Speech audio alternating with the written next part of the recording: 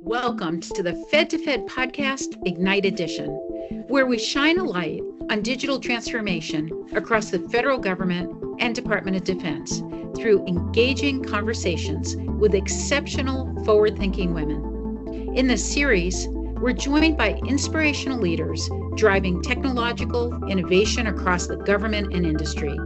Together, we'll explore the biggest challenges in digital transformation and how these trailblazing women are tackling them head on.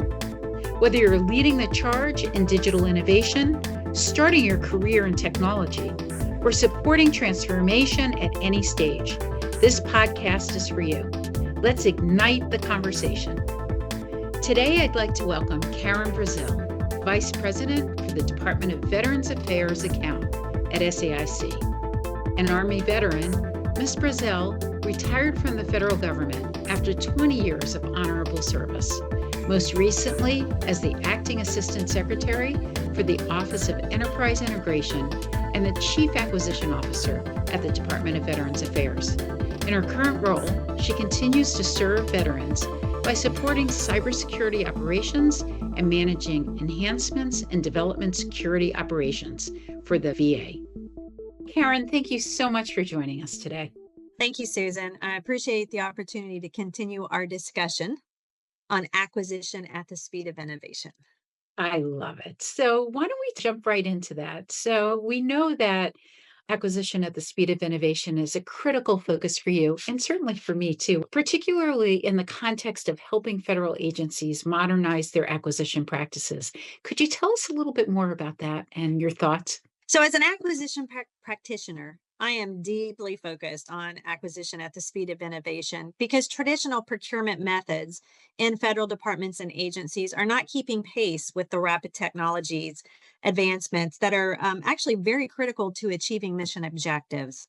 So my research, as you know, I'm pursuing my doctorate in strategic leadership with Liberty University, is centered on modernizing these practices by integrating emergent technologies and agile methodologies to help the federal agencies enhance flexibility and efficiency, and ultimately meeting those time-sensitive mission needs. So, Karen, could you elaborate a little bit more on the people that are doing it well? Some of those leaders are working for the Department of Homeland Security at the Procurement Innovation Lab. Certainly, OFBP is leading a ton of wonderful things that are happening. Talk to us a little bit more about how some of these non-traditional approaches are really shifting that paradigm. Sure. So you mentioned the Department of Homeland Security Procurement Innovation Lab, or their PIL, which is basically they were the pioneers when it comes to shifting from traditional procurement approaches by incorporating those agile procurement practices and fostering those public-private partnerships. For example, the use of modular contracting and other transaction authorities, or what folks refer to as OTAs, to engage industry stakeholders in innovative ways. This type of collaboration, in my opinion, is very essential for integrating cutting-edge technology and leveraging diverse expertise to create those technology-driven solutions to meet those mission-critical needs effectively and efficiently. And then here's the thing, if you involve industry early through the market research and pilot programs, these labs enhance that acquisition agility by reducing lead times and promoting a culture of continuous improvement. I love it. So, emerging technologies, you spoke about that, like artificial intelligence, predictive analytics. Those are the things that have such potential to transform the acquisition process. Can you share some specific ways these technologies might reshape traditional procurement and examples of how they could help agencies achieve their mission objectives more efficiently? Absolutely. So emergent technologies like AI and predictive analytics are transformative for acquisition processes by enabling those data-driven decision making and proactive resource allocation. AI can actually optimize supplier selection by analyzing historical data to identify reliable, cost-effective vendors, while predictive analytics can forecast future needs to reduce the procurement delays. For example, AI powered tools can automate demand forecasting, and predictive models can identify high demand periods, allowing for those proactive resource allocation.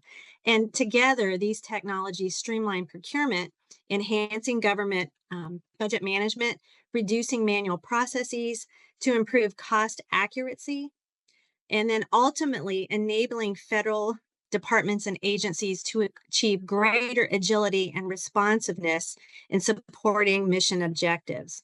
I'll go on further to explain the federal acquisition, or the FAR, poses some challenges and can restrict the adoption of innovative acquisition practices and emergent technologies.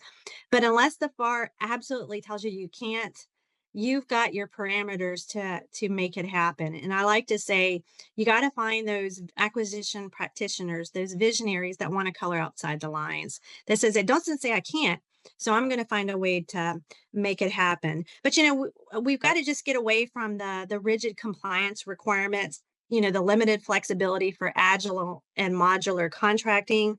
Look at reducing constraints on public private collaboration, and then the lengthy approval process and oversight.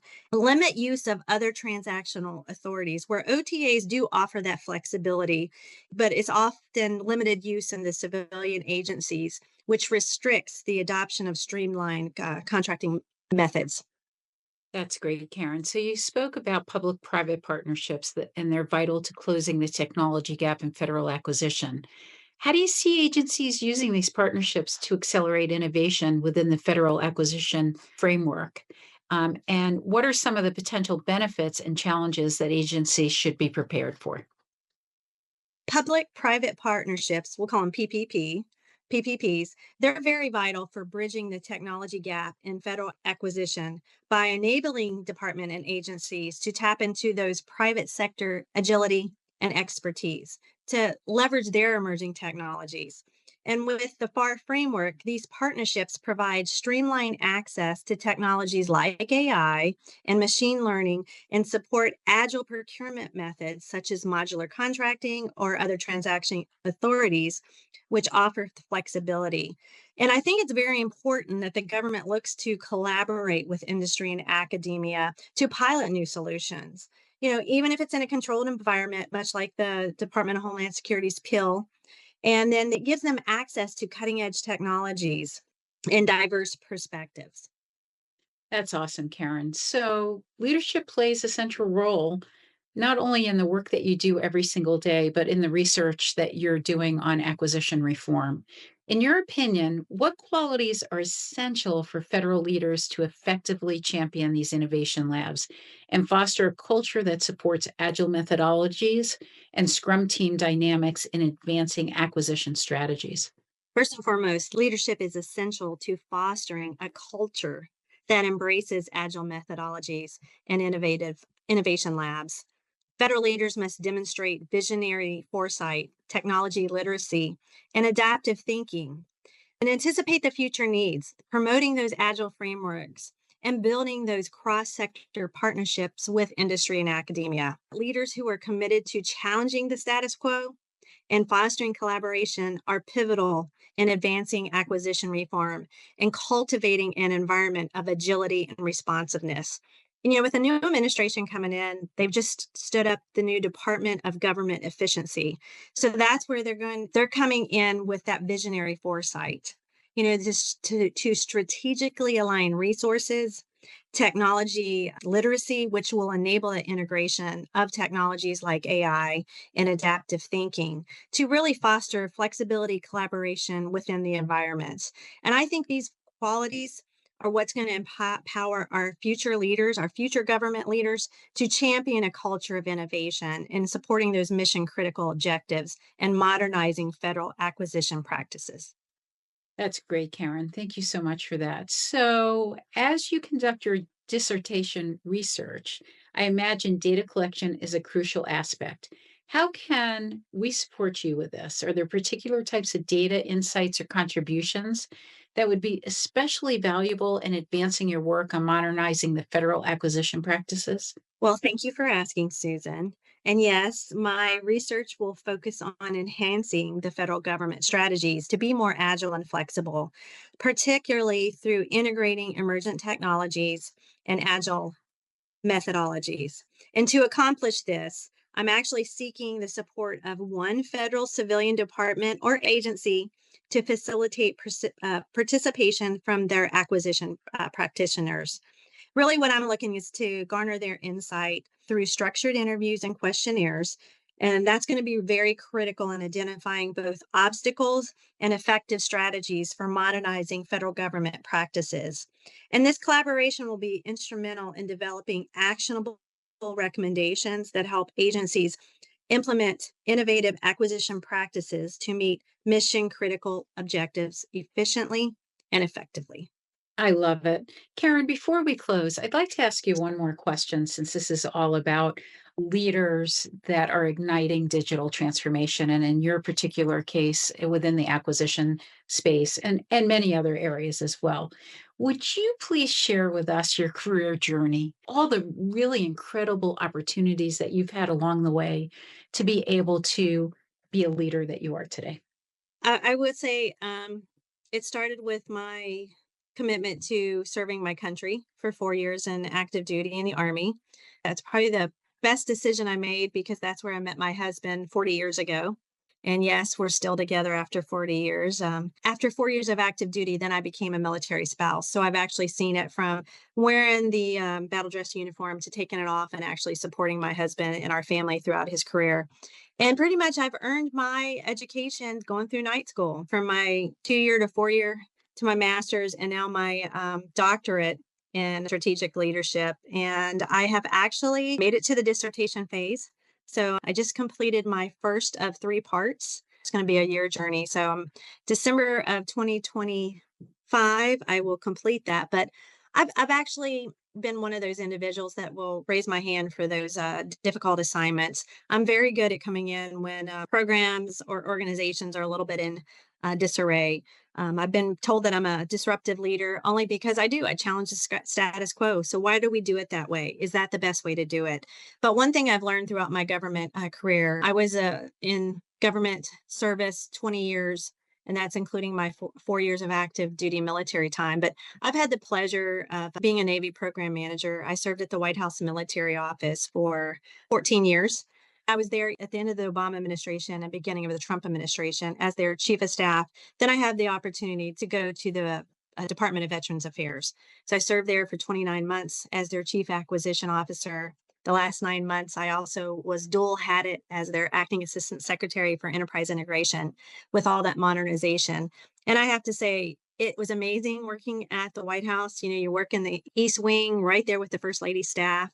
But there's no better mission than veterans, supporting veterans at the Department of Veterans Affairs. And if anything, what I do want to give a plug for is there's a lot of great individuals, men and women over there serving.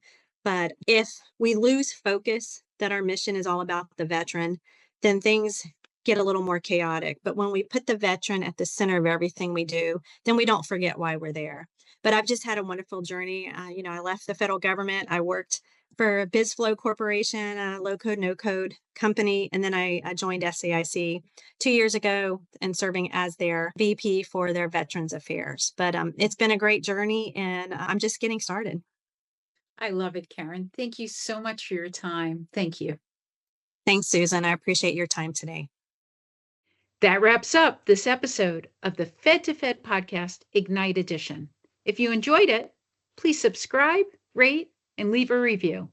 Your feedback helps us bring you more inspiring conversations with visionary women in government and industry. Want to get involved in the Ignite community?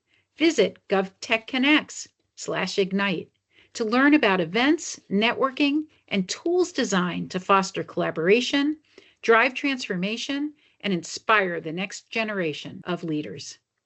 Thanks for listening, and we'll see you next time.